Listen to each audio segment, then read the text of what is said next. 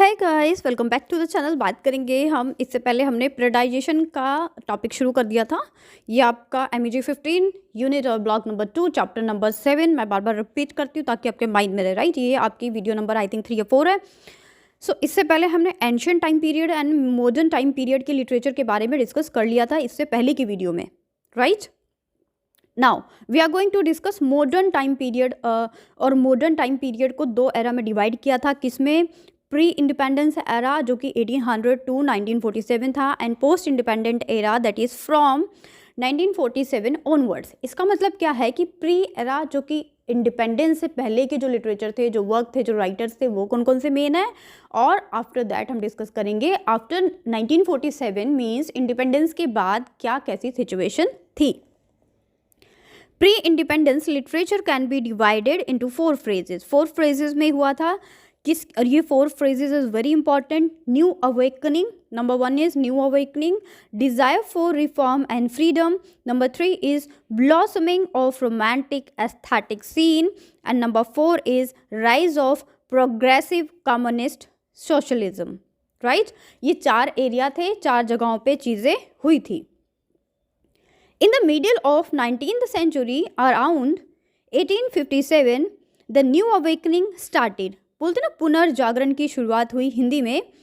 In the year of Fort William College was established in Calcutta. Fort William College की starting हुई यहीं पे, and Serampore Mission Press was established that the year of publication of the Bible in the various Indian language. Same era में जो Bible था, जो कि हमारी होली बुक है बाइबल, सॉरी मुस्लिम्स की होली बुक होती है बाइबल, हमारी मतलब मुस्लिम भी तो हमारे ही हैं। तो जैसे गीता एक होली बुक है, वैसे ही बाइबल उनकी होली बुक है जिसको वेरियस लैंग्वेज में ट्रांसलेट किया गया, पब्लिश किया गया। वाई? ताकि दूसरी लैंग्वेज के लोग भी इसको पढ़ सकें जिनको दूसरी लैंग्वेज आती है।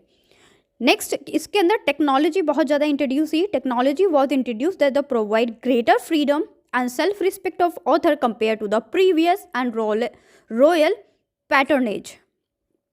English education made Indians more aware of Western knowledge. The education Indian middle class fought against all bondage, social convention and imperials. Right? तो ये चीज़ें लिखनी है। Modern Indian writer tried to represent the struggle and educate and reform the reader through the cultural awakening. जो सांस्कृतिक जागरूकता थी उसे भी फैलाया किसने? मॉडर्न इंडियन राइटर्स ने। Indian writers started to look in the plight of common man and make them reward of reason of their misery. Ramalinga, Swamilinga, उसके बाद सुब्रमण्या भारती, ये कुछ नाम हैं जिन्होंने इसके फील्ड में बहुत अच्छे काम किए।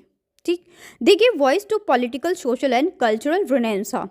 बिकॉज अगर राइटर अच्छे हैं तो वो क्या करते हैं? प्रेजेंट टाइम की सिचुएशन को, उनकी प्रॉब्लम को, उस एरा की डिफ़िकल्टी को एलेबोरेट करते हैं।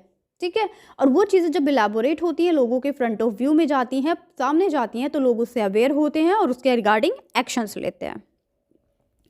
Tagore has a broader poetic vision and nationalism was founded basically on humanism and culture. Tagore influenced the romanticism and modern Indian poetry in many languages. बहुत सारी लैंग्वेज में इन्होंने पोइट्री लिखी।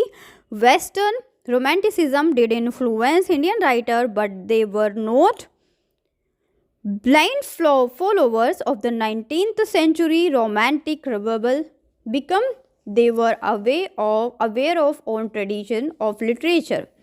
Because Tagore belongs from India. तो वो India की situation को देख रहे थे, तो उन्होंने इस तरीके के लिटरेचर को लिखा, इस तरीके के वर्क को लिखा जिससे लोगों को पता चले कि प्रेजेंट टाइम पे क्या सिचुएशन चल रही है। ओके, गांधी जी की बात कर लेते हैं। Gandhi ji, his concern for the poor farmer and craftsman and his path of civil resistance has this impact on Indian literature. Gandhi ji के बारे में हम बहुत ज़्यादा पढ़ते हैं, तो आपने देखा होगा वो सत्य और अहिंसा, नॉन वायलेंस के प्रोटेक्टर या गॉड कहे जाते हैं गांधी जी। तो उन्होंने अपने पॉइंट ऑफ व्यू से, इनफैक्ट अगर मैं ये बोलूँ कि गांधी जी का जो पॉइंट ऑफ व्यू था, जो गांधी जी उस टाइम पे बेसिक एजुकेशन लाना चाहते थे, वोकेशनल एजुकेशन लाना चाहते थे, आज की डेट में 1920 की जो एजुकेशन पॉलिसी आई है वोकेशनल एजुकेशन पे फोकस करती है। It shows that the point of view और Gandhi ji on that time वो कितने ज़्यादा आप कह सकते हैं इंटेलेक्चुअली उन्होंने सोच लिया था कि वोकेशनल एजुकेशन की कितनी ज़्यादा ज़रूरत है, जिसको बेसिक शिक्षा नाम से उन्होंने लाया था।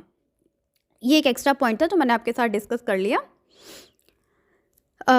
उसके बाद अगर हम बात करें Premchand gave voice to the plight of oppressed farmer, Dalits and women. Premchand ji ने अपनी लिटरेरी वर्क से जो किसान थे, जो दलित थे और जो औरतों की कंडीशन थी उसको एक्सप्रेस किया। मीन्स उन्होंने बहुत सारे उपन्यास लिखे, गबन गोदान, इस तरीके से वर्क लिखे, जिन वर्क में उन्होंने विमेन की सिचुएशन को बहुत अच्छे से एलैबोरेट किया, जो एजुकेशन नहीं थी उसको एलैबोरेट किया। फार्मर्स की जो कंडीशन थी, जैसे गांधी जी भी गए थे तब वहाँ पे नील की खेती हो रही थी, तो वहाँ पे जो किसानों की सिचुएशन थी, जो दलित की सिचुएशन थी कि जो दलित है वो सभी गांव के कुएं से पानी नहीं पी सकता, and all that some rituals, अगर उसको गली में घंटी बांधनी पड़ेगी अगर वो रोड साइड पे मूव ऑन करता है, ताकि जो अपर क्लास सोसाइटी है वो अवेयर हो जाए कि सामने से क्या है, दलित पीपल आ रहे हैं। So these are the situation on that time. और ये सारी सिचुएशन को किसने एलैबोरेट किया? राइटर्स ने, लिटरेचर लिखे, और वही लिटरेचर पढ़ के हम लोगों को समझ में आया। The literature of Indian language has been the impact of Bolshevik revolution by the third and fourth decade of 20th century. The Progressive Writer Association were formed in 1935 and there was a move towards Marxist and communist ideology. The prominent writer who gave voice to communist socialization या socialism and people revolution included भारतीय दर्शन, तमिल में लिखा गया Shri Telugu अक्किटिम N V कुरुप्पा, Malayalam ये writers के नाम है जिन्होंने लिखा, शरद मुक्तोजी मराठी, इनमें से इतना आपको याद करने की ज़रूरत नहीं, एक दो के नाम याद रखिए काफ़ी है।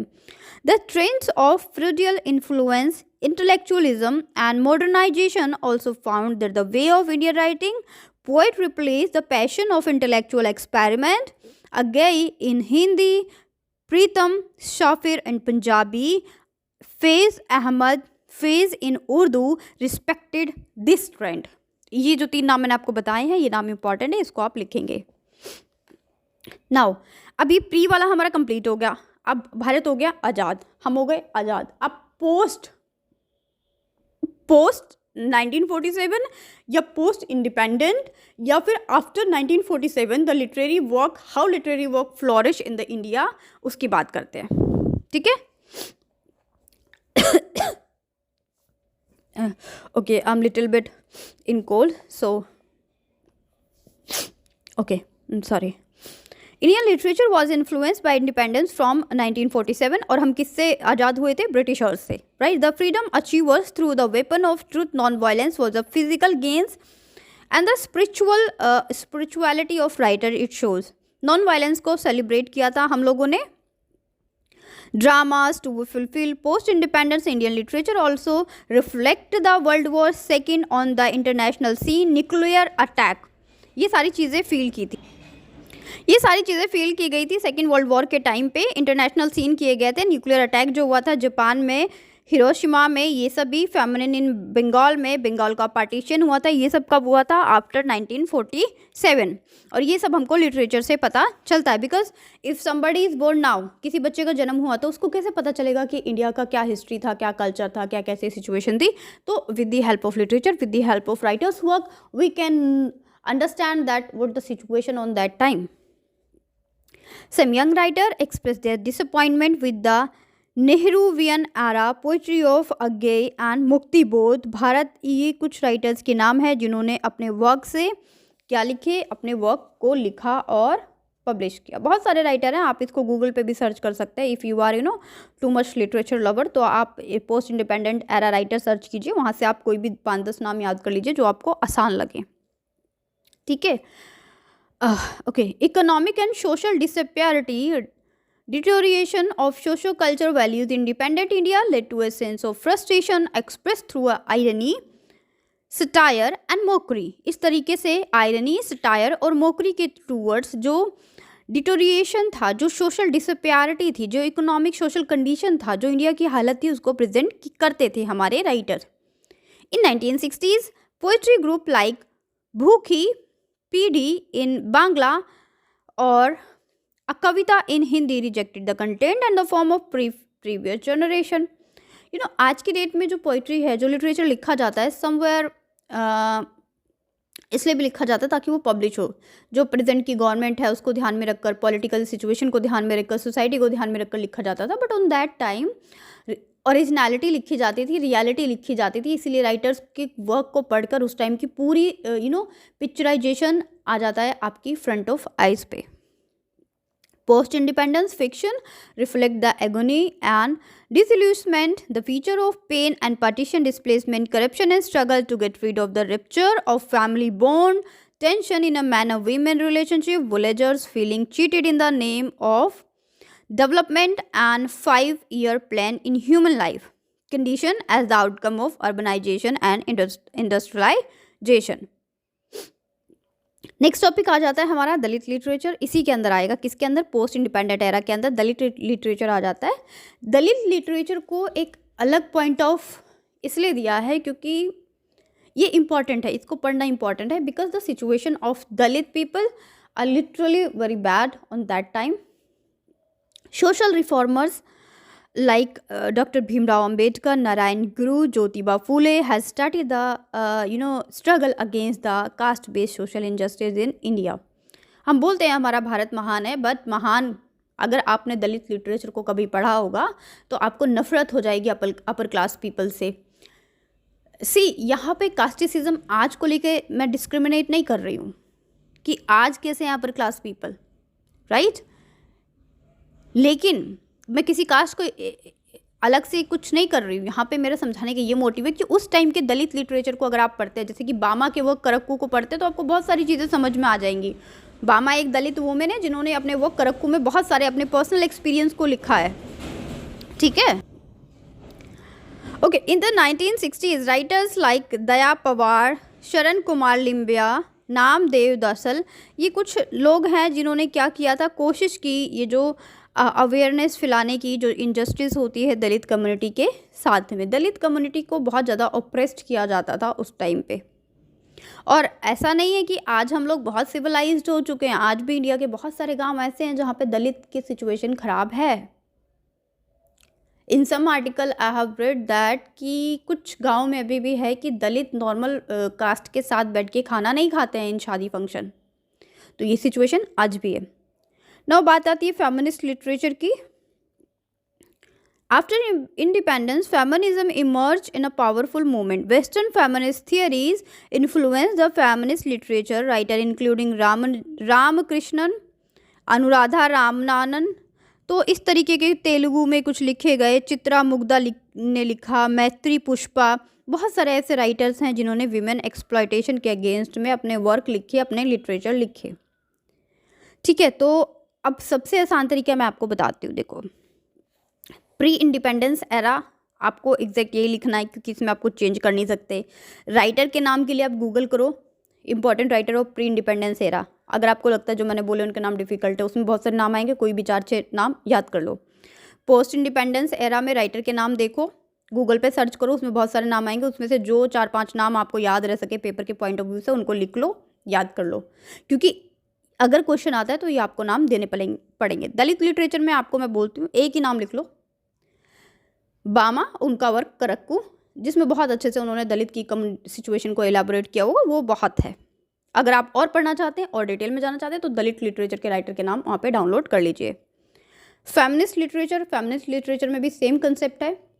गूगल पे सर्च करो, बहुत सारे नाम आएंगे, उनमें से 4-5 जो आप आसानी से याद कर सकें उन नामों को लिख लीजिए, क्योंकि हर एक स्टूडेंट का IQ अलग होता है। हर एक स्टूडेंट अलग तरह के नामों को याद कर सकता है। 1-2 नाम मैंने अपनी वीडियो में डिस्कस किए हैं, बाकी के लिए आप गूगल पे सर्च करके उनको लिख सकते हैं, इससे आपको ही कन्वीनियंट होगा।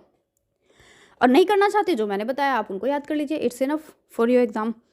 सो फाइनली चैप्टर नंबर 7 हमारा ख़त्म हो चुका है। चैप्टर नंबर 7 में टोटल 4 वीडियोज़ बनी है, आप इन चारों को देख लेंगे, इन चारों से बाहर कहीं भी पेपर नहीं आना है, ठीक है। Stay connected, thank you so much and good luck for exam. पढ़ते रहिए, मुस्कुराते रहिए, प्रॉब्लम है तो कमेंट कर लीजिए मुझे। Bye bye.